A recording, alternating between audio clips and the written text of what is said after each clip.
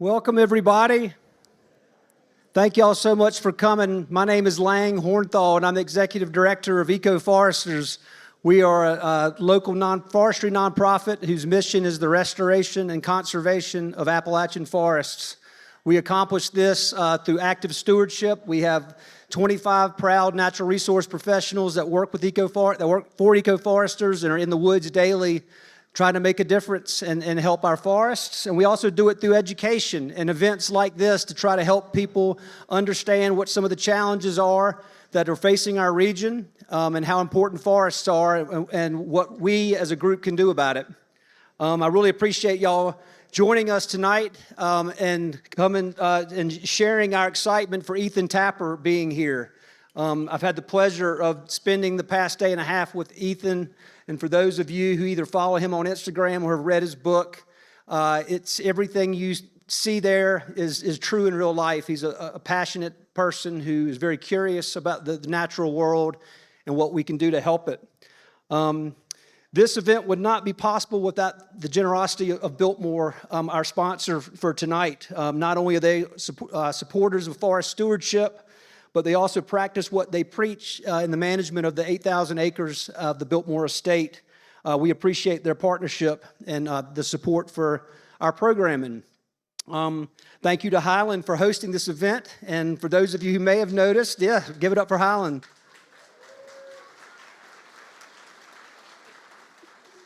And they did something that was very fun for us. They named one of their beers or small batch lagers. It's the Fimmelschlager. For those of you who may have had it, I'm getting some laughs, which is good. For those of you who are unfamiliar, Fimmelschlag, and where's Armin? Armin, am I saying that right? Fimmelschlag. Fimmelschlag. Armin is my German friend who likes to tease me about how I say that. But it's a German forestry practice that they're actually researching in the Southern Research Station here in Big Creek. So we'd like to have that interesting thing, and for Highlands for allowing that to happen. Also, I wanted to point out somebody asked me earlier, why do you have a picture of Jerry Garcia, a young Jerry Garcia, at the entrance? And while this fellow certainly embodied Jerry's spirit, this is Tom Ruane. And for those of you who didn't know Tom, he was like no other. He was our founder, Rob Lamb. He was his roommate, and he was a force of nature. I can't believe I'm doing this. When I first started, he pushed me to act big when we were a smaller nonprofit, and this event was his brainchild. And we do it now in his memory. So if you have a glass, raise it to Tom.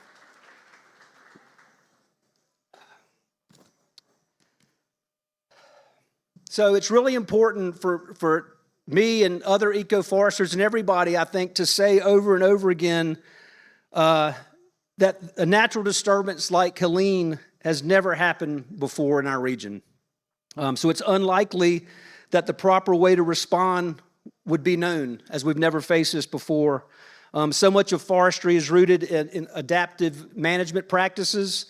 This means we use science and use observation to drive that response, and you continue to monitor nature's response to our actions. And this takes time, and it takes partnerships, and it takes patience, it takes community engagement. The last one, community engagement, y'all have down in spades because y'all are here tonight. We appreciate your engagement. And that you were moved by the words found in How to Love a Forest like we were.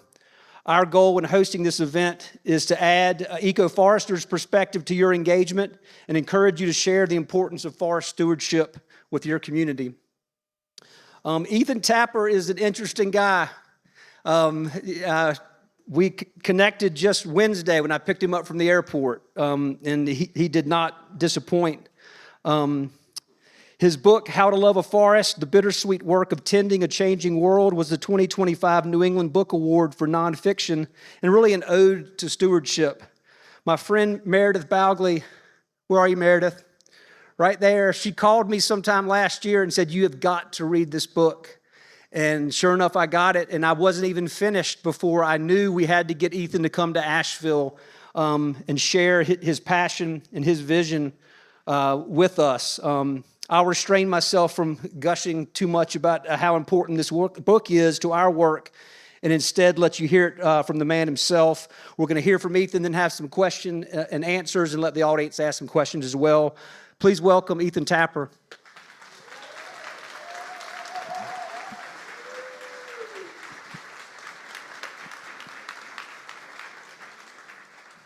Hi, I'm Ethan. Thanks, Lang.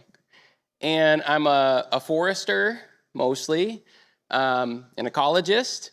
And now I kind of say that I don't know what I am, because for the last year and a half, I've been on this journey of having the deep honor and privilege to get to write this book called How to Love a Forest, and also being able to travel all over the country, getting to talk to amazing people like you about forests and forest stewardship. Also dipping into the weird world of social media, and which has some good stuff about it. I've been calling myself a digital storyteller, which is my attempt at a less gross way to say influencer. If you think of a better one, please let me know, because I don't like that one very much either.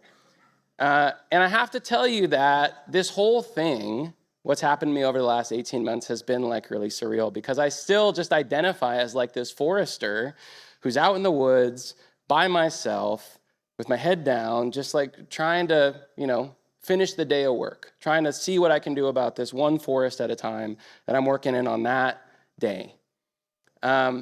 And I do want to talk a little bit about myself and my story and some of the themes that are in How to Love a Forest. I might do a couple of readings. And I want to tell the story also of how I ended up writing this book, because I think it's like illustrative in some ways of this really important work of stewardship. Do you guys know the word stewardship? I think, I'm trying to take an informal survey of every time I mention this word, I'm like, is this a word that we know? It's one of my favorite words in the world. And there's a couple things that I like about this word stewardship. One is that it implies a temporariness, right? We are holding these things, these forests, these lands, these communities, this world, just for a moment in time. And then at some point, we pass it on. Right? And with that comes not just, a profound, isn't that beautiful that we get to do that, but a profound responsibility. How do we pass this world along to future generations, give them a world that is not just not any worse than the world of today, but a world that is so much better? And how would that, if we thought about our role as living in this world as doing that, how would it change the way that we behave? And there's the second thing that I like about stewardship, which is that it's a process.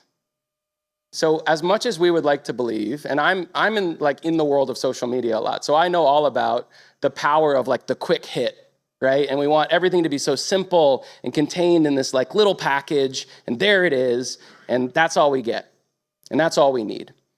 And stewardship isn't like that, right? Stewardship is this ongoing process that is, as you all know, Helene is just this huge thing for you all that I have just dipped into a little bit, that it's the process that's beset by, at times, tragedies and failures, and we need to persist across time and across changes and changing conditions, uncertain conditions, and that's what stewardship really is. So I had this moment, I'll talk a little bit about my land, which I call Bear Island, which is not a real island, it's a metaphorical island. I have this little orchard at Bear Island, and every year I've been planting apple trees. I buy these weird heirloom apple trees from this place called Fedco in Maine, and I'll just buy whatever apple trees I've never heard of before. And every year I budget myself $300, and I plant a few more apple trees, and totally by accident, I ended up with this orchard of 100 apple trees. And every year, there's more apple trees, and I gotta mulch them, and I gotta prune them, and weed them, and water them, and train them. And every year, they get bigger. And last year, as I was, pruning them in the springtime, I realized, I said to myself, planting the tree is the easiest part. We all think that we can just do this one big thing. We can take this one big action, And that will just, magically fix everything. And of course, the really radical and profound work is not that at all. That's the beginning, right? And stewardship is everything that happens after that. So to speak to this, I want to tell you about another process, which is the process of how I wrote How to Love a Forest. So I don't know how I got it in my head, to be honest, that I wanted to write, but there was some stuff I wanted to talk about. And I was realizing that there was this time of day when I was like really good at writing emails, which was the first hour that I'm awake in the morning. I was just like firing on all cylinders, firing off those emails. And I don't know, I said, what if I just took this time and I kept it all to myself? And so I just started writing for an hour a day, 5 to 6 a.m., and it was like no pressure. I wasn't trying to write a book. And I think now the fact that I wasn't trying to write a book was what allowed me to write a book in the first place, because if I had been trying to write a book, there's no way I would have even started. It would have been way too intimidating, way too scary. I couldn't do that. But I could write for an hour. And so I just started writing for an hour every day. And it went from being this, me trying to like utilize this time or whatever, to just being this practice. A beautiful way to start my day. I would just be drinking my coffee and writing as the world woke up, and then 6 o'clock comes around, close the laptop, go work in the woods. And what it felt like I was doing is that every day I would like step off my back porch and just take a little stone and chuck it back there, right? It's a gesture that by itself is totally insignificant, completely meaningless. And then you do it again and again and again and again. And then one day you look back there and you're like, that pile's getting pretty big. So I did this practice of writing every day for an hour, every day for 6 years, and then found a publisher, which was also its whole own process. And they said they were going to publish the book. And I was like, this thing's going to be out by the end of the week, no problem. And they said, your publication date's in 2 years. And that brought us to September of 2024. Now, at the same time that this book that would become How to Love a Forest was taking shape and going through its own series of failures, I have to tell you, just as an aside, that I did at one point, about 4 years in, have an editor tell me, Ethan, this book is so bad, it makes me want to cry. So that was my little windstorm in that process. At the same time that I was going through this incredibly incremental process, I was going through this other process, which is that in 2017, I bought this 175-acre forest that I call Bear Island. And this forest, when I bought it, was to me, it was the most degraded forest I'd ever seen. A forest that had every problem that a forest could have. A forest that, in my mind, was like the perfect symbol for this world. Really just, busted up, messed up. And even though I'd been working as a forester, I didn't know how to heal a forest, I didn't know how to do this incredibly huge undertaking that would be required. And so what I did was, similar to trying to write a book, I think I just didn't try to heal the forest all at once. I just tried to do what I could, one day at a time, 1 hour at a time, with the resources and the energy at my disposal. And at the same time that book, How to Love a Forest, was taking shape across those years, I was watching that forest change. And I was watching it heal and go from being this forest that was a symbol of everything that was wrong with the world to, in my mind, being a symbol of what's possible and a symbol of hope, a symbol of what we can do if we're willing to really engage in this process of stewardship, even when it means doing some things as counterintuitive as cutting a tree, things that we never thought we'd have to do to care for these precious and irreplaceable ecosystems.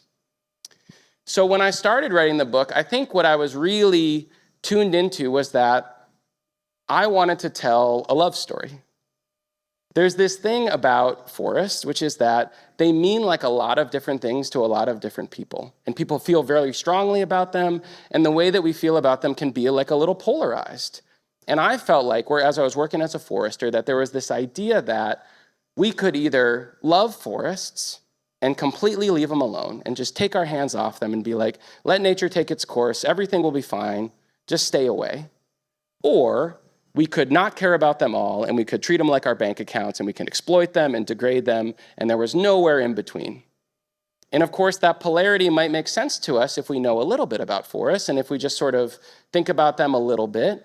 But when you actually like work with them every day and you start to see like the profound threats and stressors that they're dealing with, suddenly that polarity makes no sense. And suddenly you start to realize that sometimes taking action and doing stuff and being a steward can be these profound acts of love for these ecosystems. And so now when I say a lot of things about how to love a forest, what I think this book is, I say it's a celebration of nuance, and I say it's a love story. And it's a love story like all the great love stories in that with these great love stories, you know, what kind of a love story would it be if two people just met and they fell in love and then everything was good forever, right? The great love stories are where you cross mountains and rivers and you make compromises and sacrifices and you do stuff that you never thought you'd have to do because you love that person, you love that forest so deeply. And that's what this book is about. So I want to shift gears a little bit and tell you a little bit about me and my journey. So when I have been, honored to talk with some of my heroes, these nature writers and ecologists and biologists, to hear their stories, I feel like such a weirdo in this community because I feel like everybody has this experience where they were just born knowing that they loved forests and that they wanted to work in them, or knowing that they loved wildlife and wanted to work with them. People are like, oh, I was always, just like the nature kid. I always knew. And that wasn't my experience at all. So I grew up in this teeny little village in southeastern Vermont called Saxton's River. Has anyone here heard of Saxton's River, Vermont? So it's become a bit of a joke for me because I've now asked that question to like somewhere between 180 and 200 groups of people all over North America. And only 4 times, twice in Ontario, once in Kentucky, once in Minnesota, has no one known of Saxton's River, Vermont, this like 300-person little town. I had, one time I was doing an event, I think it was in Annapolis, Maryland, and someone raised their hand, and I was like, how do you know about Saxton's River, Vermont? And they said, we conceived our child in Saxton's River, Vermont. So there must be something about it. I don't know what it is. So in this little rural town, Saxton's River, Vermont, surrounded by forests, but I didn't want to have anything to do with those forests, really. What I do remember very strongly is that I wanted to get out of there, bad. And I remember telling someone, my junior year of high school, I said, I don't know where I'm going to go to college, but I know where I'm not going to go. And that's the University of Vermont. Because everybody goes there. It's this huge cop-out. The first month of my senior year, I got a letter from the University of Vermont that told me that somehow I got this in-state scholarship called the Green and Gold Scholarship, which is a full scholarship. And I was like, I guess I'm going to University of Vermont. No principles, no integrity. I said, I'll just do that. But even once I got there, I didn't know what I wanted to study. And I was taking all these random classes. And this is when something kind of magical happened, which is that I was still dating my high school girlfriend, the first big love of my life. And as I was finishing up my second semester, she was finishing up this 5-month wilderness expedition with this program. And she came back and she had had this life-changing experience. And we weren't connecting, and it was freaking me out. And I thought we were going to break up. And so like any perfectly reasonable, rational 19-year-old, I said, well, you know what I'm going to do? I'm going on a wilderness expedition. And the next expedition with that program left in 2 weeks, and we skied north for 3 months, and then we built a canoe and canoed back down. Now, in retrospect, I did this for no reason. Relationship didn't work out. But it totally changed the course of my life. And then after that, all I wanted to do was just be in the woods. And I ended up working as a wilderness guide. I lived in this like uninsulated yurt in the woods of Maine with a fir bough floor for a year. I worked with draft animals. I did a little bit of draft horse logging. And then I got a letter from the University of Vermont that told me that I had to come back or I was going to lose my scholarship. And I remember sitting on the bough floor of my yurt and holding a paper list of all the majors at the University of Vermont. And I scrolled down and I saw forestry, didn't know what it was, just that it had the word forest in it. And I said, we'll try that. And it was very interesting for me going to forestry school because I had been like living in the woods. And I thought that I understood forests and what it meant to take care of them perfectly. I was like, what are these fancy college people going to tell me about forests.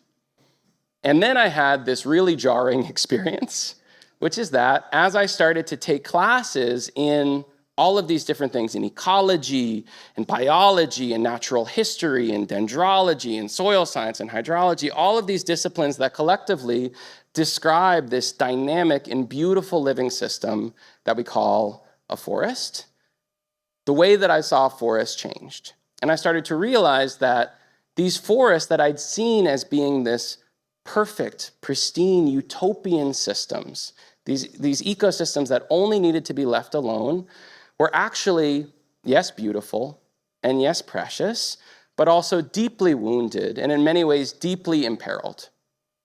Struggling with these profound legacies of the past, these incredible threats and stressors in the present, and then moving into this future that promised challenges like never before.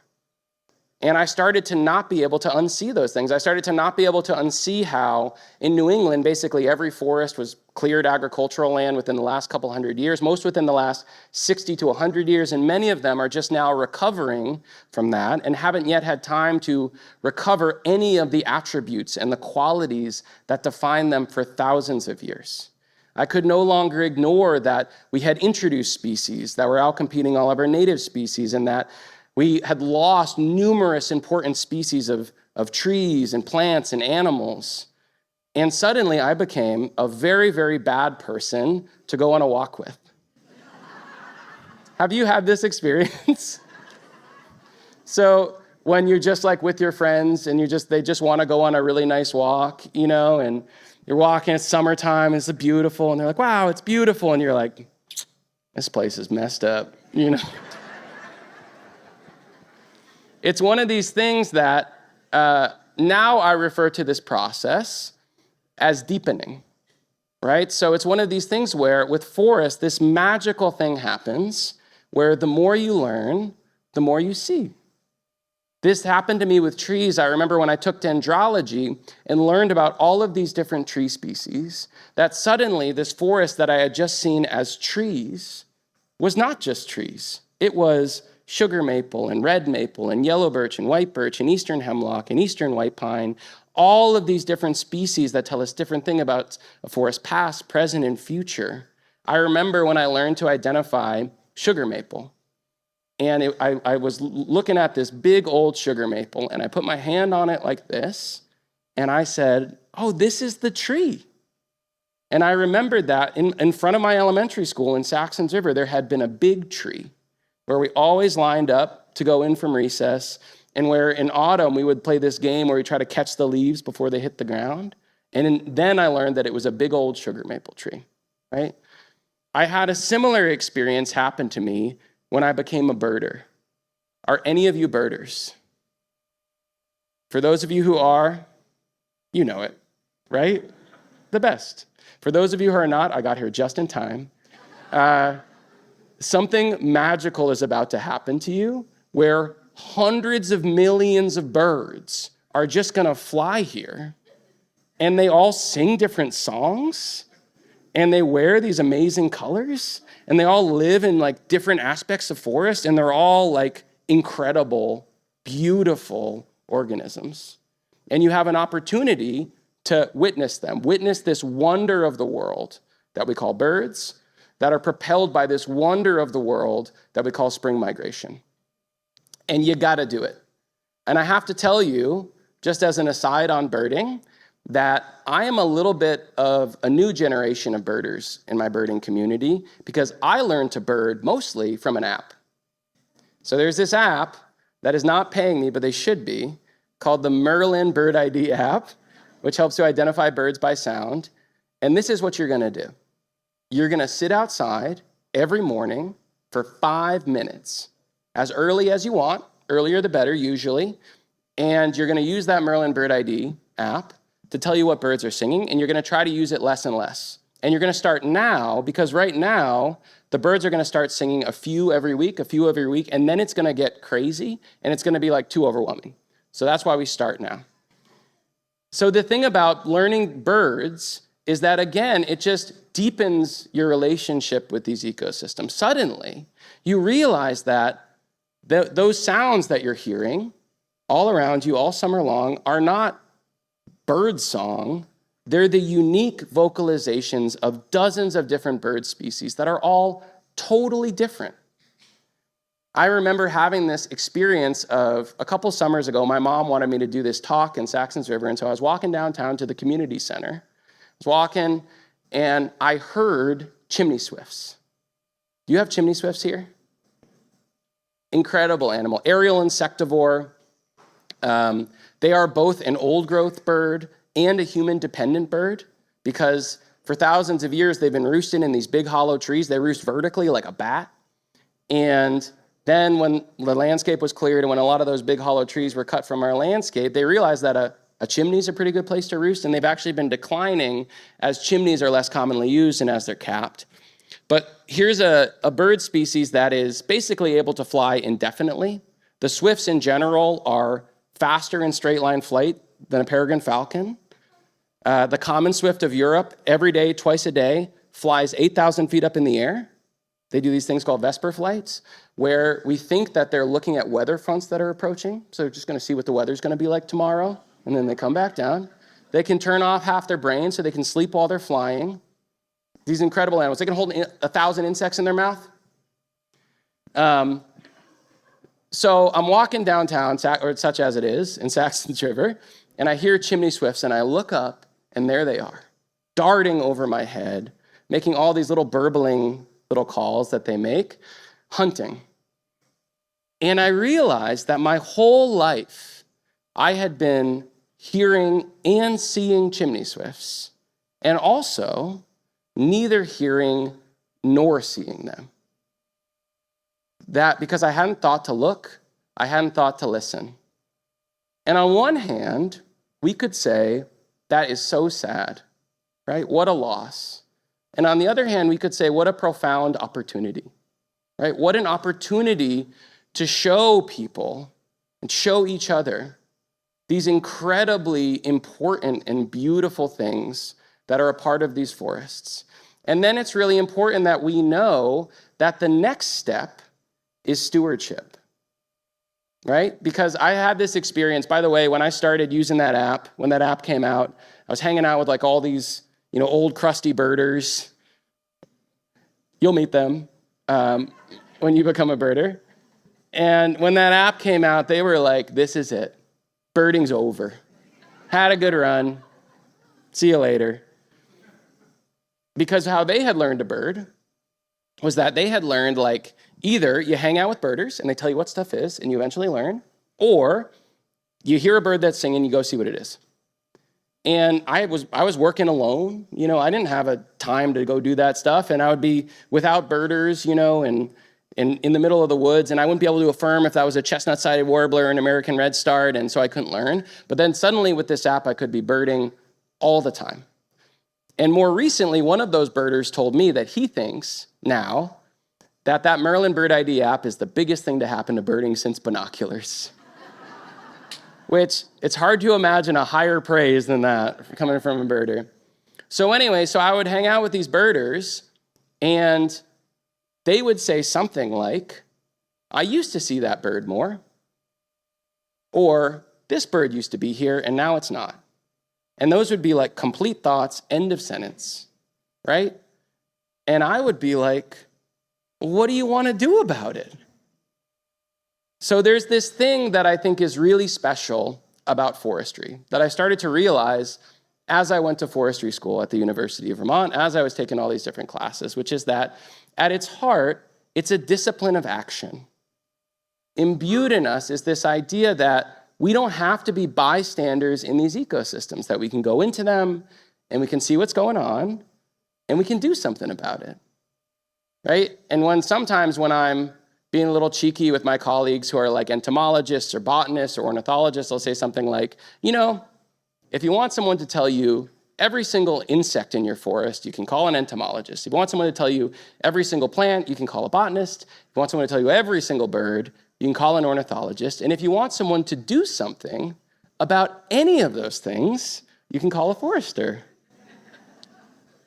So there's been this fundamental disconnect, I feel, in the way that we love ecosystems between we love them we learn about them, we care about them, and then understanding like what that means for how we change our behavior.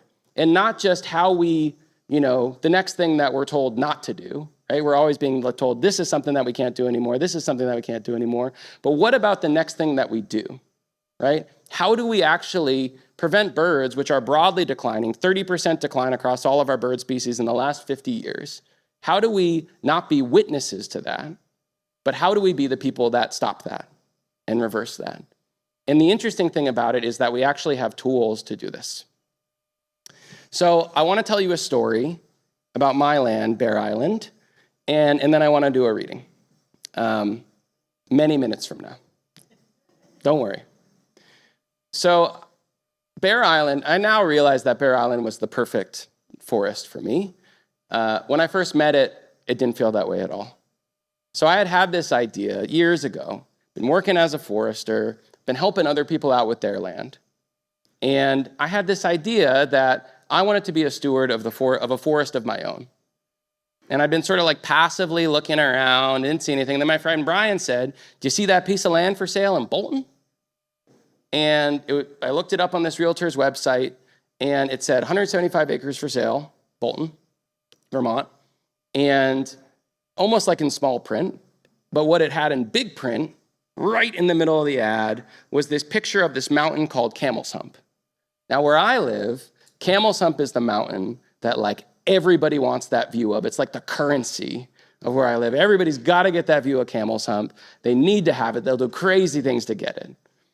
And it was as if to say with this ad, just put your mansion right here and you can have your view of Camel's Hump. Don't worry about that 175 acres. It won't bother you, And I looked at the price and I was like, it's pretty cheap. I wonder what's wrong with it. And I went to go take a look. So my first impression of Bear Island, the forest that would become Bear Island, was that I rolled up on this old logging road, and it hadn't been properly stabilized, and there was a ravine cutting right down the center. It was washed out, had to straddle it with the wheels of the truck. And I rolled up onto this clearing, old log landing where that picture had been taken from, and what you couldn't see in that picture was that it was covered in trash, piles and piles of household trash, and hydraulic hoses and skidder cables and busted pieces of equipment half buried in the earth, tires, and going out from it in every direction, this network of these logging trails, skid trails with 3-foot deep ruts, just bleeding murky water down the mountain. It was not a great way to start, but I said, I'm here, I'll go take a walk. And I started to walk up the main skid trail, and as I was walking, it was incredibly steep, crazy terrain, and I was getting covered in sweat, and I was getting covered in ticks, and I was walking. And as I was walking, something was bothering me, and I couldn't put my finger on it. What I realized after about an hour is that what was bothering me was that there were no healthy trees in this forest. Couldn't find one. This was very jarring because I was never been in a forest with no healthy trees before, but I was looking around, couldn't find a healthy tree anywhere. Now what I know happened is that 30 years before, the previous landowner had told these loggers, just go and cut every tree bigger than 10 inches in diameter on the mountain. And they'd done it.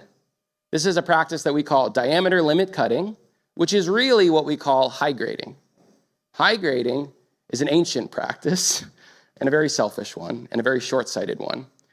And it's where you basically go into the forest and you cut only the most valuable high-grade trees and you leave the least valuable low-grade trees standing there, right? And the problem is those high-grade trees are usually the healthiest trees in the forest, and those low-grade trees are usually the least healthy trees in the forest. And so what they've done is essentially manage the forest as efficiently as possible to be less healthy, the inverse of what any responsible forest landowner or logger or forester would ever do. And I think there's a very strong argument to be made that it would be a greater kindness to that forest if they had just cut all the trees, because then at least there would have been enough space and light and opportunity to regenerate a new generation of trees that would have had a chance to be healthy. But as it was, it just kind of stuck. I kept on walking and saw that even where they had cut enough trees to create these pockets of regeneration, all of those young trees were getting browsed to death by white-tailed deer. There was evidence of deer overpopulation as well, which is a totally human-created problem.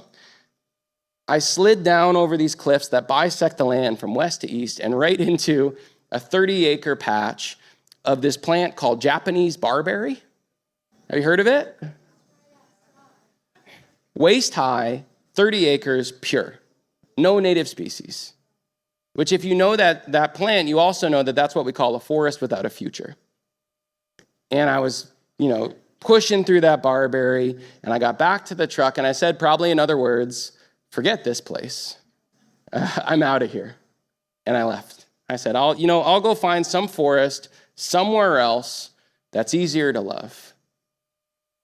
And, tried to put it out of my mind, but over the next month, I kept on checking on it and checking on it and checking on it. It was still on the website. And I started to ask myself if maybe I'd been wrong, if there was actually something that I could do to try and help this forest heal, put it on a path for a better future. And sure enough, a couple months later, I convinced myself to go back. And when I went back, it was summertime. And I started to find all these plants that I love, like lowbush blueberry and sweet fern, pink corydalis, red columbine. I started to find that there were actually some healthy trees there after all that were just so hidden behind these masses of unhealthy trees that I hadn't seen them. And I found that there were these rock outcrops covered in reindeer moss with these sweeping views of the Winooski River Valley. And I was standing on one of those rock outcrops when I said to myself, I'm going to try and buy this place. Didn't know how to do that. Never did anything like that before. And so I called up my old boss, Mike, who sold Forestland real estate. And I was like, Mike, there's this forest and I want to make an offer. And how much should I offer? And he said, well, let me ask you a few questions about it. Does it have any timber on it? And I said, no. And he said, any real estate potential? No. Is the access good? No. Is there any sugar maple on it? Could it be a sugar bush? No.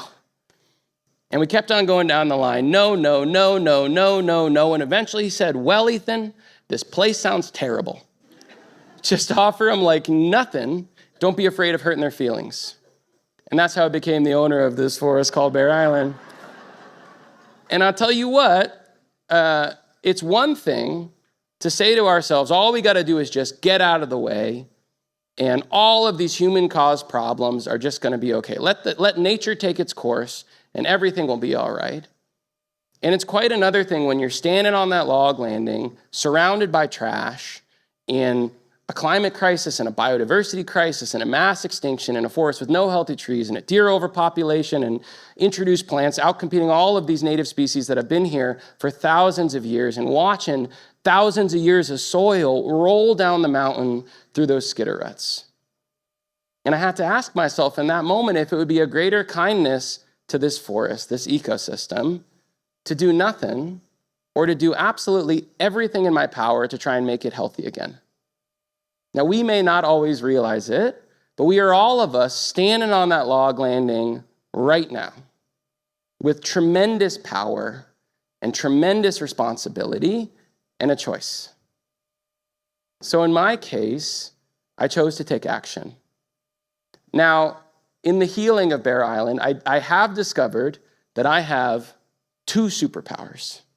Superpower number one, ADHD, which used in the right way is extremely powerful.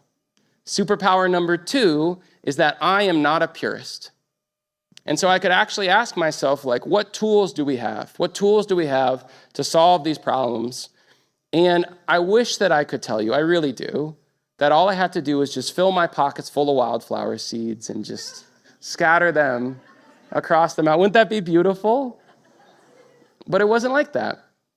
And what it was more like was teaching myself how to run an excavator and restoring those eroding skid trails and building new, more resilient trails, cutting thousands of trees, finding each healthy tree that had a chance and releasing it from the stressors of competition in places where there were no healthy trees at all, creating little pockets of regeneration. It required me learning how to be a deer hunter so that I could try to lower the deer overpopulation on this land.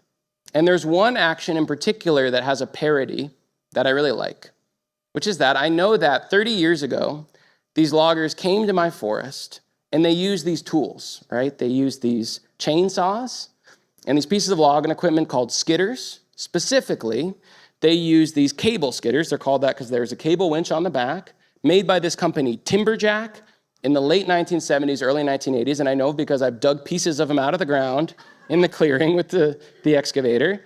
So they use these chainsaws and these Timberjack cable skidders and created all these problems that I'm going to spend the rest of my life fixing. And today, as I heal Bear Island, two of my most powerful tools are my 1981 Timberjack cable skidder, his name is Red, he's at home, and my chainsaw. There are so many things that are like this. These tools that used in one way can harm and degrade ecosystems, and used in another way can help them heal. And there's another thing that's like that, which is us. There is no doubt that we have caused every problem that these forests face. There is no doubt that we are their greatest threat. And I believe there's no doubt that we're also their best hope for a better future, that we may actually be keystone species in these ecosystems.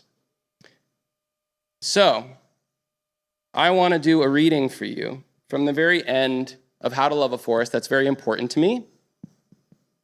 Maybe I can, here, I'm going to put up a stand, hold on. I had this realization where I think we have this idea that our job, speaking of this stewardship thing, this world that we pass on to future generations, that our job is that we're supposed to hand future generations a world that isn't any worse than the world of today. And I'm not interested in that at all. What I'm really interested in is how do we build a better world? Right? How do we give future generations a world that's more full of life, that's more full of vibrant, healthy, resilient forests, that's more full of birds? And that's really, when I think about what drives me and what makes me want to keep doing this and what makes me want to get out there and keep trying to help Bear Island and these other forests that I manage, it's that, right? I don't want to live in a world that's just okay. I want to live in a world of abundance. So here's a reading from the end of How to Love a Forest. And then we're going to come up here and we'll do a panel discussion, and I'll take some of your questions. Thanks for being here. The storm clouds stamp their feet. They are corralled along the shifting path of the river, thundering between the walls of the valley. The clouds move west, driven like cattle toward the mountains. As empty as it often feels, there is something beautiful about a life lived in the aftermath. Here in the junkyard of the Anthropocene, we hold the fate of the world, all of its ecosystems, all of its peoples in our hands. In this moment, we can allow this biosphere, our home, to sink further into dysfunction and disarray, or we can make the radical and bittersweet decisions necessary to choose a different path. Inside of this catalyzing moment, we have the opportunity to reimagine our relationship to ecosystems and our relationship to each other, to redefine what we are and what is precious to us. As empty as they often feel, there is something beautiful about a landscape of forests that are just a fraction of their true potential. The forests of our lives are still only at the beginning of their journeys. They may yet become diverse and complex, rich with legacies, ancient again. With our help, these forests may rediscover a capacity for life beyond imagining, an abundance that this world has not known for generations. I pick up another acorn, another product of thousands of years of adaptation and change, another precious thing chained to the legacies of the past and hurtling toward an uncertain future. Perhaps it is doomed. Perhaps it contains endless possibilities. Humidity cloaks the land, drawing tiny round beads of sweat from my skin. For a moment, the mountain is cast in golden light. It smells sharp and strong. As I touch another acorn, a raindrop strikes the back of my hand, rolling between the small bones of my fingers. Suddenly, droplets are stippling the soil like falling stars, throwing up little clouds of dust. I have nowhere to be, and so I kneel, watching the water run around the stumps and the upturned leaves, drawing spider webs on the earth.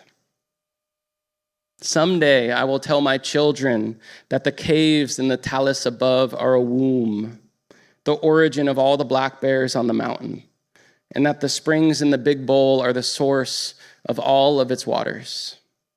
Someday I'll walk these trails with my children and teach them to reimagine forests as communities of complexity and depth and expansiveness, communities that are fated to change, to celebrate both the miracle of life and the miracle of death. Someday I will kneel beside these stumps, a young forest blooming around me, and teach my children the imperfect truth of what it means to love a forest.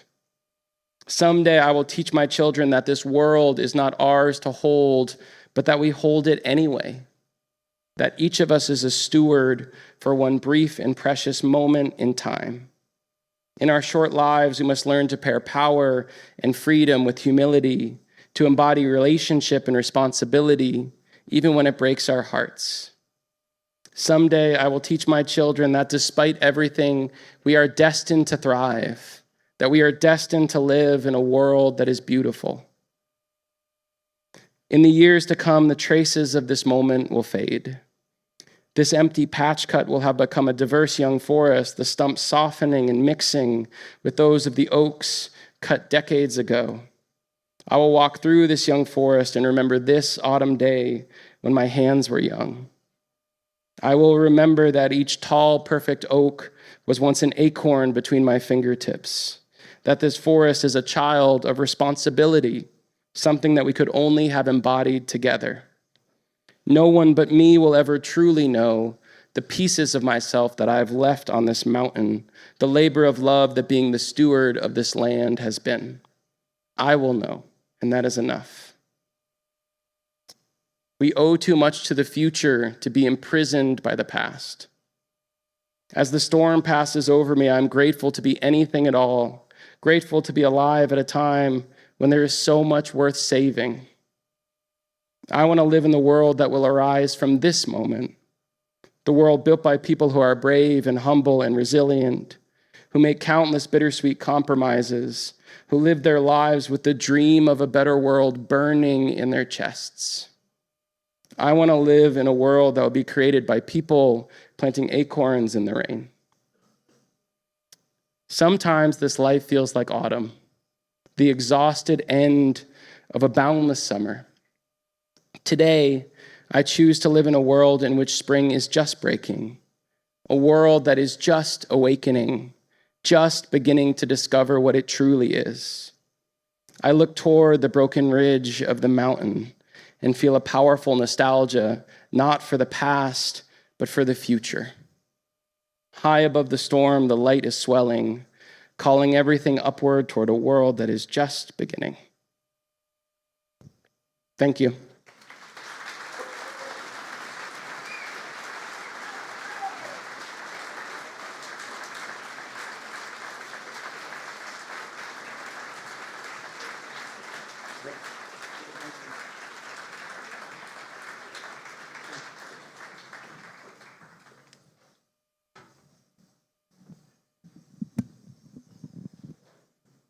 So I get to speak after this. I mean, how do you follow what just happened right there? I'd like to bring up Andy Tait, our EcoForesters Senior Forestry Director.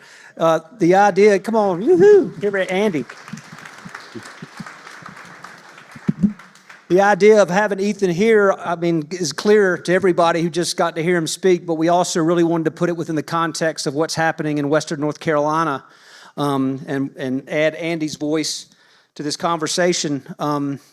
I had questions prepared, but what you just did just set my mind spinning. And I really want to, in the book, you eloquently frame how current conditions were created by past land use and how we as humans came here and created these conditions. I want to start before Helene and just talk a little bit about what conditions happened in Western North Carolina that have influenced our forests and what they look like now. And so I'd like to just hear y'all's thoughts on that as well. Well, conditions in Western North Carolina are similar all over eastern U.S. in a lot of ways. The history of past mismanagement. He talked about high grading. That's basically the opposite of evolution. It's removing the fittest trees from the forest, which degrades the forest. We've had fire suppression around here for 100 years, led to very over-dense forests, a decline in fire-adapted species like oak, which are the keystone species for birds. Climate change has been a huge impact, and of course, non-native invasive plants we see all over the place that are coming out. And the bottom line with these things is that, my dad used to say, let's just leave nature alone, let it take care of itself, managed by benign neglect. And that might have worked 50 years ago, but it's not working now, because if you have non-native invasive plants and you do nothing, what's going to happen? They're going to get worse. If you don't have oak regeneration in your oak forest, and you do nothing, what's going to happen? The oaks will continue to decline. If you're not adapting your forest to changing weather patterns, it's not going to be as resilient. So the steps we got to take, that's one. And another one is that another friend of mine, forest friend, said, well, it's kind of like if a person had been through some abuse and had these traumas to it, would you just say, oh, leave them alone? Or would you give them some medicine? Even though that medicine may have some side effects, you can actually do a lot of benefit by giving medicine and make them healthier and help them heal and get through that process. So those are the key factors here that I see on things. Yeah, I think it's one thing, like with that sort of deepening process that I really feel like just comes from learning more about forests. That you start to see how these forests that we consider normal are actually not really normal. Right? There's this thing called shifting baseline syndrome, which is where we assume that the conditions we're used to are normal, but the forests that we're used to have little to do with how forests have looked across this landscape for thousands of years. So one of my things that I really like to do, especially in the forest where I actually work as a forester and ecologist in Vermont, is to reference old growth forests. So these are the forests that were here prior to colonization. And the thing that's so important about that is that the conditions that we find in those forests, right, are the conditions that all of our biodiversity has adapted to for thousands of years. And when we compare our modern day forests with those forests, we see not a lot of commonality. And that's okay. It's actually, I think about all the time how remarkable it is, how much is still here. Like we still have so many of these species, so many of these trees, and they're still literally holding our world together. And still making it so we can breathe clean air and drink clean water, and we can see all these amazing species of wildlife, and they're also not okay, right? And so we can love something, and we can believe that it's perfect, and we can also believe that it needs a hand. And I think that's where this work of stewardship comes in. And by the way, I would also say that I think there's this idea when we do anything to forests, that it's us going in there and imposing values and imposing ourselves on these ecosystems, and we're doing something to them. And I would just offer that there's another way to do it, which is how we do it and how a lot of different people think about it, which is that our job is to help forests be themselves. Right? So, and to recognize that in the same way that a person who has experienced a trauma or an injury might need help to be their best self, right? Might need help to recover. That's what we want to do. And then we also want to recognize that that has benefits, not just to forests themselves, but also to us, right? We want to live in a world of beautiful biodiverse forests. And to do that, in some cases, requires doing very little, and in some cases requires doing a lot. Thanks for that, and thank you for the reminder that it seems foolish that we have to have of all the incredible things that trees give us outside of forest products, the air and water purification, carbon storage, wildlife habitat. It's the ecosystem services. Historically, trees did not have a value until you cut one down. What's that tree worth? We'll cut it down, and I'll tell you what the market value is. And in the absence of having markets for these services where we can actually accurately determine trade-offs, Why is it taking so long for economic models to catch up and have a more realistic system for valuing those services?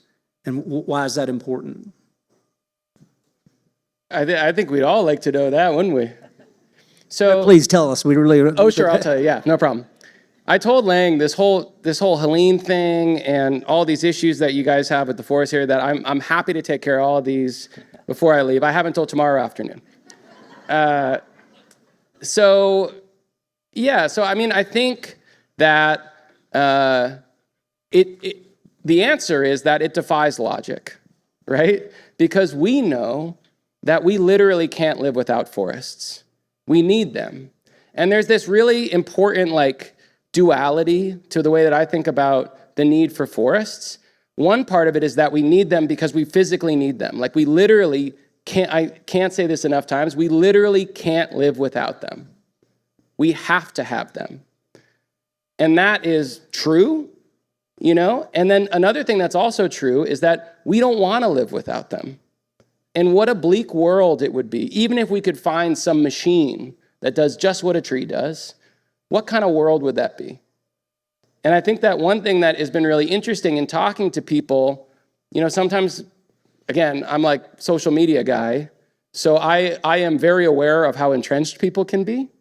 And sometimes when people are deeply entrenched, there's just the idea of driving it into people's head that we need forests from a functional perspective actually doesn't change their mind.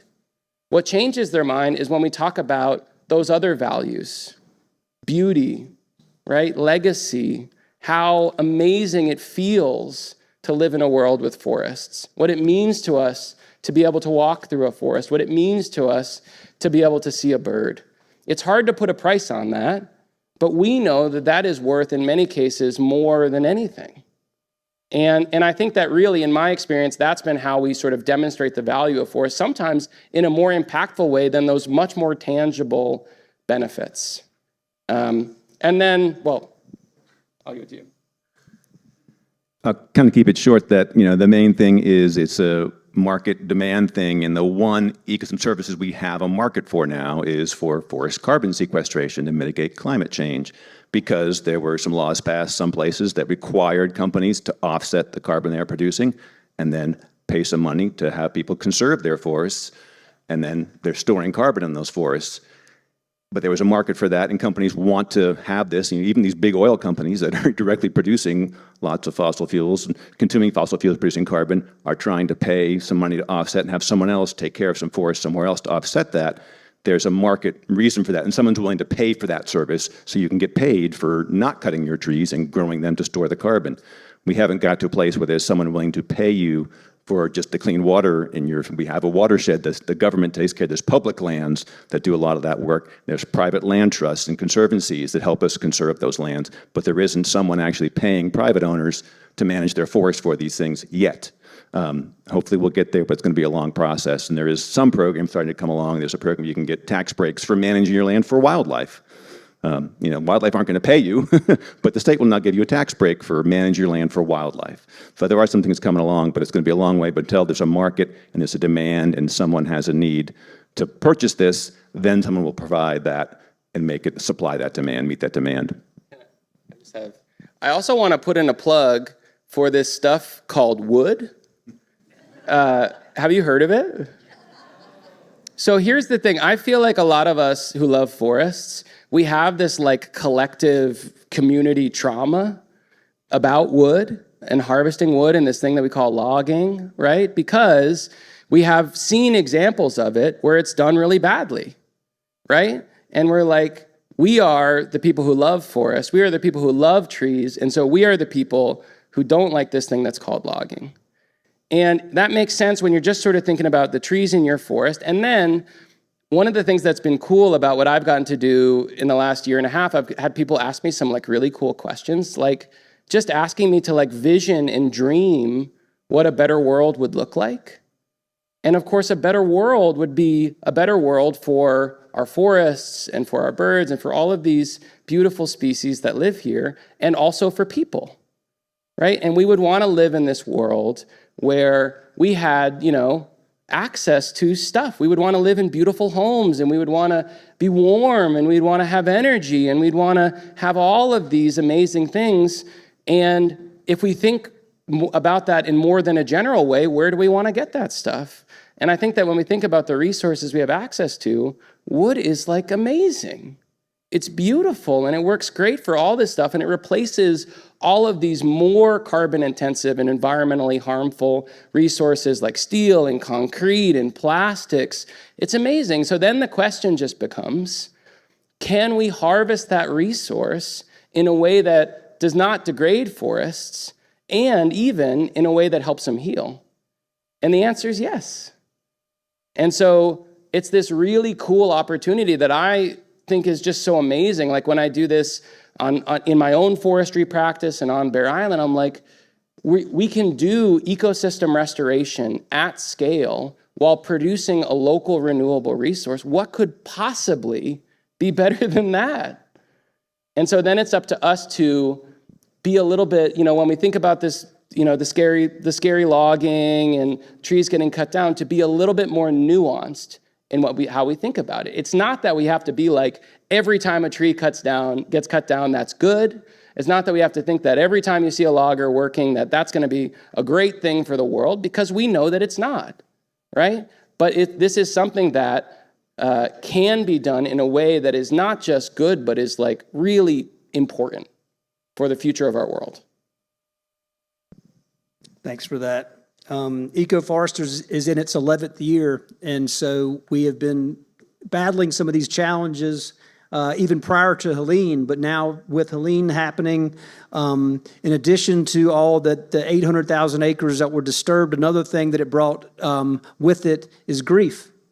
And our community is grieving the loss of these incredible forests. And chapter 5 of your book is titled Change, a Windstorm. And in this chapter, it describes a New England storm and its aftermath. And you write, I speak to people with frantic voices, people who need me to understand that something deeply wrong has happened to their forest, that there must be something that I can do to fix it. That quote is eerily familiar to our staff. And you go on to say that when you're surrounded by loss, the future is hard to imagine. You say these trees are not the forest. Your forest is still here. It has not been lost, only changed. So disturbance can be an opportunity. And what can you say to the people in Western North Carolina that also had frantic voices and are seeking answers? Sure. So I can't imagine what that was like for you all. Just saying that. But one thing, and one thing I would say is that it is, when you see forests experience disturbances a lot, human-caused disturbances, natural disturbances like windstorms, you realize that they do have this incredible resilience, this regenerative capacity. I like to tell people that trees have been dying as long as trees have been alive, right? And actually, the death of a tree is as normal, as natural, as ancient, and arguably as essential to forest ecology as living trees. It is really, really important. And it does all these really important things. It creates all these important habitats. It benefits our soils and our waters, all this stuff.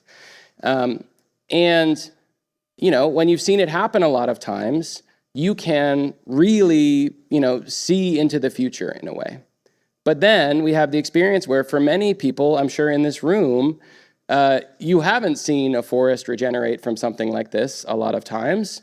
And, why would you be able to understand that? And this is not to minimize your experience of trauma, but just to tell you that I promise that it's not going to be exactly the same, but it's going to blow your mind, the ability of these forests to regenerate from even this.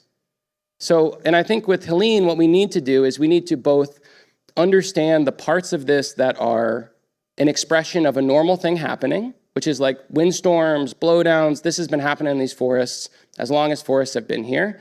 And then also at the same time to recognize the components of it that are totally novel, right? This is not a normal storm. We know this. And we know that we're getting increasingly intense, frequent storms like this. And then there are also things that are not normal that are going to potentially impede the forest's ability to respond to this storm and to regenerate and to do that thing that it's been doing every time there's been a windstorm here for thousands of years. We have introduced plants into this landscape. These introduced invasive plants that have the ability to completely sort of derail forest natural developmental processes and outcompete all of these amazing native plants and the insects that rely on them and the birds that rely on the insects, the trees that may someday grow there if we're not careful. We have a human-created problem of deer overpopulation, right? Deer will browse all the little young native plants, leave the invasive plants, and will end up with sort of another derailment of this natural regenerative process. So one of the things that in this moment, when forests are facing so many novel threats and stressors, like what we do is we continually refer back to how forest ecology works. We continually refer back to how they've been dealing with disturbances and how they've been growing and changing for thousands of years. And then we also recognize the ways in which this moment and the things that they're facing right now depart from those historic norms. And we recognize that even if forests are resilient, and even if they can come back with this, in this moment, they might need a little bit of help to do that.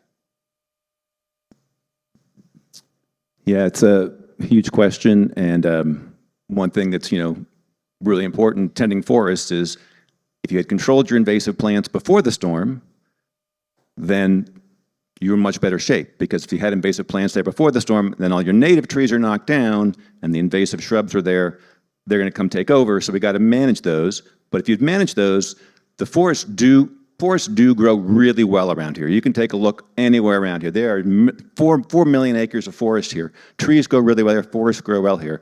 If we do some tending of the things we've talked about, getting rid of the invasive plants, the forest will come back. It's going to take years, even decades, to regrow the forest that were here. Those trees that were largely blown down were 80 years old, or roughly in that range. It's going to take time, but they're going to come back, and we can have a chance now to take these young forests that were coming in, and that was actually one thing that was really lacking from our forests before Helene. People were actually intentionally doing things to create little clearings in the forest to have better habitat for birds and animals, and now we have an abundance of those areas that have been cleared from a forest by Helene. That's one little silver lining, and now there's going to be young forests coming up in those. And there's actually going to be probably a positive response from some wildlife species that may have been declined initially are going to come back, and there may be more of those, and we're going to see lots of trees coming up, and we have a chance over the next 5 to 10 years really, as it comes up, we can go in there and do what Ethan was doing in his forest, say, okay, here's the healthiest, most desirable tree in here, and I can free this tree up, and some of the more common ones or the invasive ones, I want to make sure I control those, and I can actually create and have a hand in shaping a better forest here in the future. So there is an opportunity, a silver lining.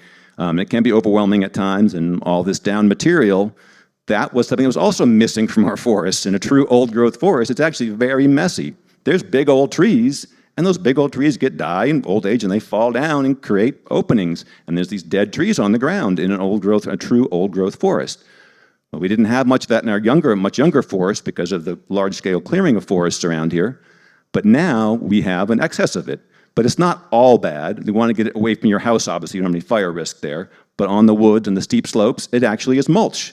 Stops erosion, protects the soil, keeps more moisture in the soil. Fungi and insects come out and eat that dead wood. And that's a really important thing. We're going to have a lot more of those things there. It's actually good habitat for wildlife. A lot of little critters like those brush piles and dead wood to live in. They're eating those insects in that dead wood.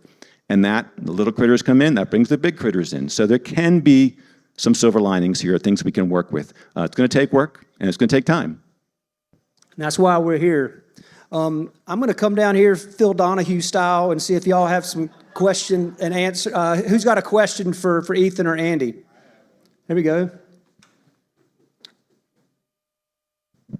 Thank you.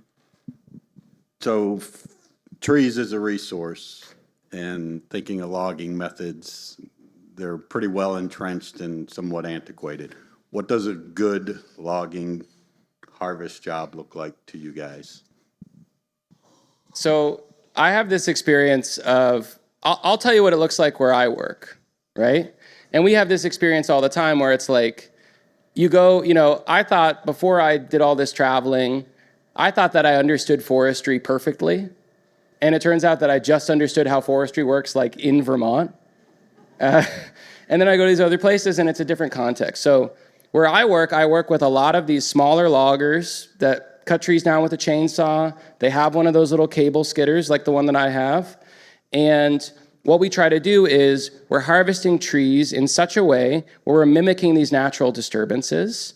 And we're taking, in many cases, these relatively what we call even-age forests, which is where all the forests are about the same age, and we're trying to infuse them with complexity.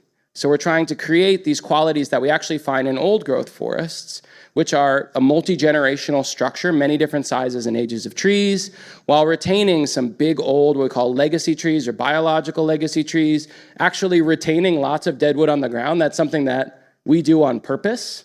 So good news. We're good. I tell loggers to do that on purpose. So we have these values that we want to attain, right? We have this template, we look at these old growth forests, and then we sort of like put that through the lens of how conditions have changed. And, recognizing that those forests will never be exactly like an old growth forest was. And then we have to think about mitigating the impacts of that equipment, right? So working with loggers who are willing to do things like keep the wheels of their equipment on the main skid trails and pull the cable out to the trees so they're not causing soil impacts off the roads. Working with loggers who are willing to take a little extra time to fell trees, to protect young trees and things like that. It is completely possible to develop relationships with loggers, work with loggers who will totally do that for you. And one of the things that how I've developed a really good relationship with the loggers in my area is by, helping them realize that some of these things that we do to reform our forest management to make it more ecologically sound is actually more fiscally sound too, right? So doing things like leaving the forest looking a little messier, right? If we can get landowners and the public on board with understanding how that actually, what we call messiness, is this really important ecological concept of complexity, and that actually enriches habitat, and get them to not make the loggers cut up every little tree and treetop and make it lay flat on the ground and make it look like a park, we will actually be doing something that will make the loggers work more efficient, less dangerous, because they don't have to be wading through all these treetops with a chainsaw. You get it tripping and falling, and will actually increase the ecological benefits.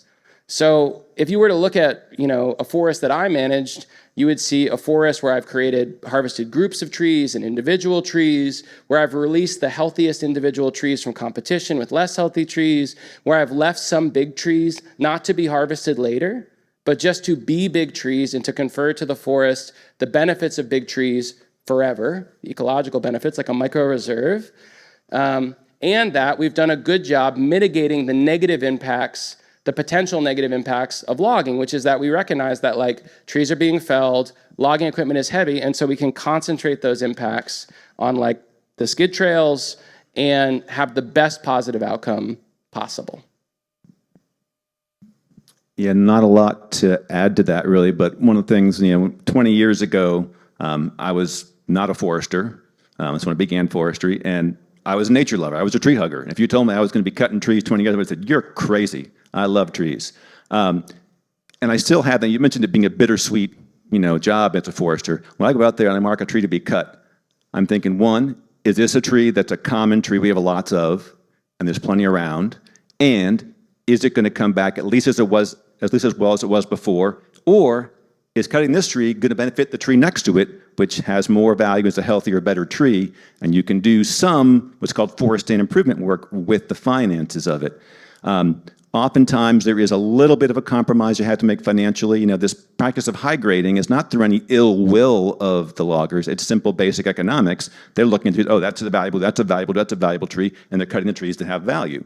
The trees that have economic value also have more ecological value. So you either have to leave some of that ecological value, which means leaving some of your economic value there, or some of the trees that Ethan's talking about cutting out of his forest that aren't healthy and aren't good, cut some of those trees that aren't good to create more space for healthier trees to regenerate out there. So that's the basic promises and the basic premise of it, making sure you have a diversity of trees left, so you're not cutting the uncommon trees, or uncommon species. You're leaving a structural diversity. You're not just cutting the big trees, you're leaving some big trees and leaving those legacy areas So there is some natural area in there mixed in as well, having that all mixed together. Other questions?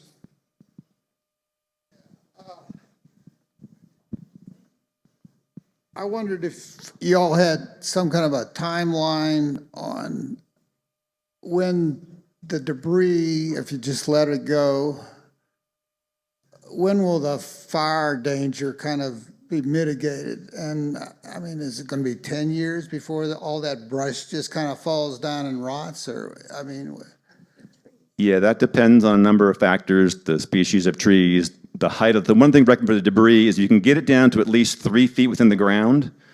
That's going to make it decay faster because things like blackberries are going to grow up and shade it out and keep it shadier, moister, and that allows it to decay a lot faster. But we're talking probably about a decade or so for those trees to start degrading, and it's going to be a gradual process.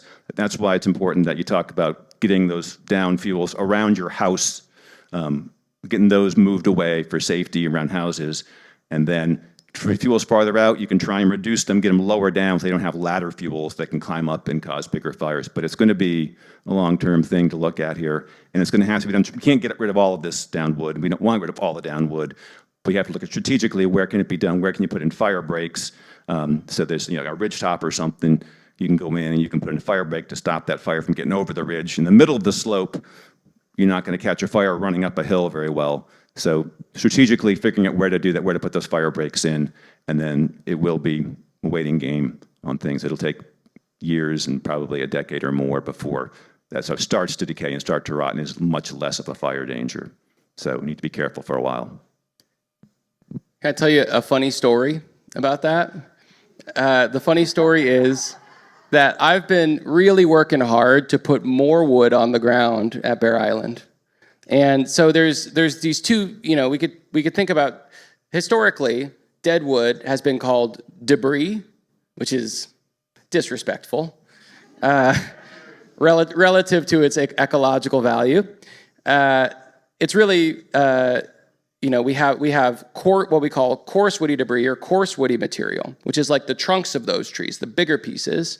And then we have fine woody debris or fine woody material, which is like the little twiggies. And the fine woody material is like way more flammable and degrades faster. So you'll see that, but you'll still see those like the big trunks for a longer time. But this is the funny thing, which is that at Bear Island, I've been like, I do this management. I'm like, I really want to make this place a mess, We want to make the downwood. One of the things that you can do with leaving like big tree tops and whole trees laying on the ground is it does create a little bit of structural protection from deer browse. So I was like, I'm going to put all these big trees and tree tops, and then in this little gap that I've created, it'll protect those young trees somewhat from getting browsed by deer because deer aren't going to walk in there. And then, 2 years after doing some of this management, I went in that area and all of those trees and treetops, all that fine woody stuff had like really started to break down. And I was like, dang it, I gotta find a way to keep wood here longer. And so I started actually trying to find ways to keep wood off the ground so that I could maintain that ecological value of that habitat structure and then also that structural protection for longer. So this is not something that's really relevant to you guys, but it just reminded me of what you're saying. You know how you're trying to lower this thing? I'm doing the exact opposite. 500 miles north of here. The answer to every forestry question is, it depends. This is? The forest is yes. No one size fits all. Yeah, and I think, so one thing that I've really made a point of going around evangelizing as everywhere that I go, is understanding, like we know that diversity is important for resilience in many different ways, right? We know that having a diversity of tree species is really important. We know that having a diversity of tree sizes and ages is really important. We know that having a diversity of habitat types and forest types and ages across the landscape is really important. All of these things are important because they allow us to do this thing called risk spreading, which is essentially this practice that we all know as not putting all of our eggs in one basket. We know that we're in this time of changing conditions and uncertain conditions and novel conditions. And so what we want to do is like make sure that we're not doing all of any one thing, or else that'll make us vulnerable to like the next big natural disturbance. But there's another type of diversity, which is also often overlooked, which is a diversity of different approaches. So we don't actually, speaking of it depends, we don't even think that we're gonna find like one perfect answer, one perfect solution to every forest that we could then just apply across the landscape. We don't wanna do that, even if that existed, which of course it doesn't. What we wanna do is actually a lot of different things. And that will also allow us to do this risk spreading practice, even in the way that we practice stewardship. Other questions?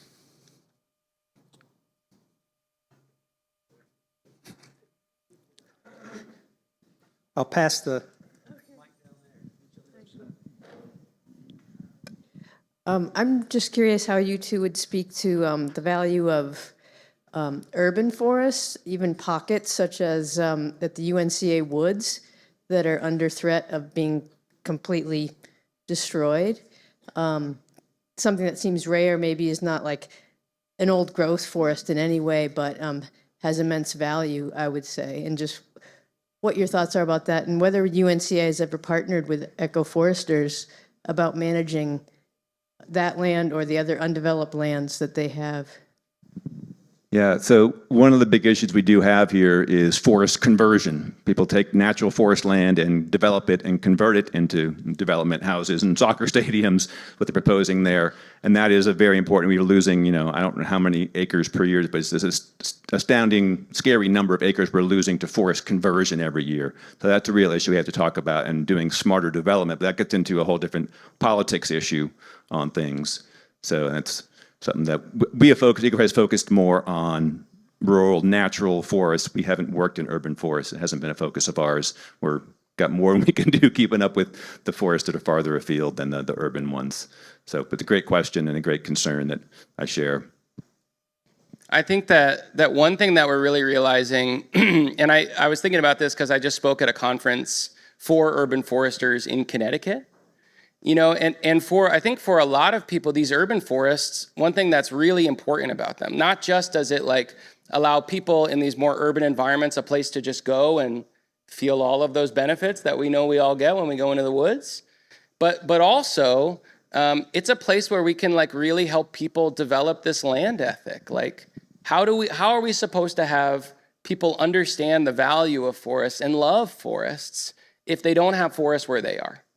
And where most people are is not, out where there are these big tracts of wood. Where most of them are is in these more urban environments. And so I think in this way, like, it's a really, really important part of, as we try to just really build a culture of better understanding of the value of forests and forest stewardship, to really protect our access and folks' access to those urban forests. It's really, really important. I think we have time for one more question. They're closer. I'm lazy. Juniper's got one. What's your favorite part about your job? So now I sort of, when people ask me about my job, I have to sometimes I have to clarify if they're asking about my job of forester or my sort of new parts of my job now. I got into forestry just because I love being in the woods. And I also remember thinking when I was a consulting forester that it's pretty cool that we all want to do our part, hopefully, to save the world, our little part of whatever that means. And I was like, how cool is it that I get to do that when I'm at work? And that was always what I felt was really special about being a forester in the woods. And now it's been such a special thing to get to carry this message that I really care about that's in this book, and just of stewardship and the importance of our ecosystems all over the place. It's really, really cool. And I love also meeting everybody and meeting all these folks working in conservation and doing this important work across the country. It's amazing. There are people, if you care about forests and you're doing this really important work of protecting them in many different ways, and it feels, I know, at times like a little bit lonely, there are people just like you all over the world. I've met them. I promise. And all we got to do is mobilize this incredible like depth of feeling that we have, and also this incredible community that we have that we don't always realize. And I think we'll realize that these forests, this is not something that's this little niche little thing that a few people like in Asheville, North Carolina.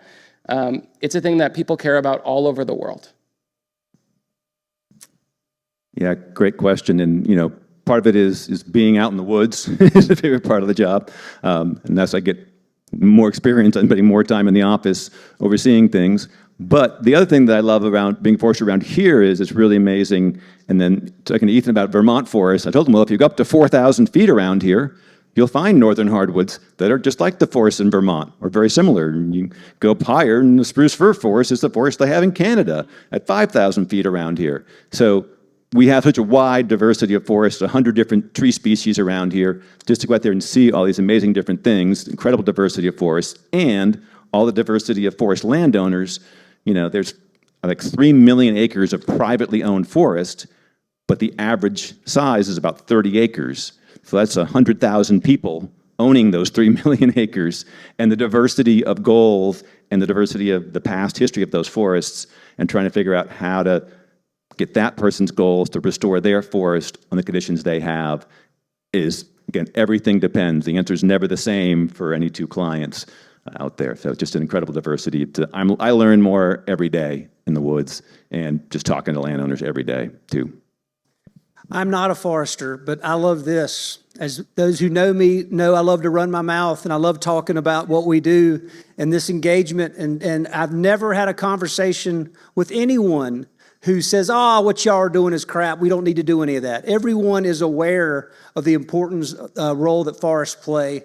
That a lot of them just don't know what they should be doing or how to truly love their forest. I want to bring it home with the very last line of Ethan's book. It wasn't in the last chapter, but it was in the, whatever you call the last little part of a book. Here we are. What will we do next? We invited Ethan here because his voice is too compelling to ignore, because his intentional relationship with his forest is worthy of emulating. And there could be no better time for action 18 months after Helene. It's critical that we commit to monitoring for invasive species, and when needed, restoring the over 800,000 acres of disturbance post-Helene. If you count your forests among the acreage that is in that 800,000, love that area of your damaged forests and give it a little extra attention in TLC. Make a point to observe what is occurring there and learn more about what you can do to help with its recovery. There's so much more forest than what was disturbed by Helene. As Andy said, there's over 4 million acres in western North Carolina alone. EcoForesters will continue to engage the public, share information, and connect the dots from education to stewardship to ultimately future healthy forests. I want to thank everybody in this room for making this possible, particularly our sponsor, Biltmore. You can learn more about how modern forestry first came to our country at the cradle of forestry in Pisgah National Forest, or by visiting the Biltmore estate. You are engaged, and we hope that you will continue to be. If you haven't already, check out the tables in the other room where our staff is. Ask questions that weren't able to be asked. Ethan is going to stick around and sign books for those of you who would like a copy of his book. We have trees. We have chestnut oaks and persimmon seedlings for anyone who would like to take one home with you tonight and to plant that tree. And we have a few spots left tomorrow. We're having a member hike. For those members of EcoForesters in Madison County, we're going to be graced with Ethan, is going to join us on that hike. We have a couple more spots left. If you would like to learn more about that, go see Willow in the other room. All it takes is for you to be a current member. And if you go see her, she can tell you how. There might even be a t-shirt or a hat left. I would be remiss if I didn't remind y'all that EcoForesters is a nonprofit, and we strive hard to keep events like this, our workshops, and trainings free and accessible to everyone. If you do find value in our work and you're in a position to support us, we invite you to make a donation to EcoForesters. Every contribution, big or small, helps us continue offering these resources to you and landowners alike. I really appreciate y'all coming tonight, and to Ethan for being here. Thank you very much.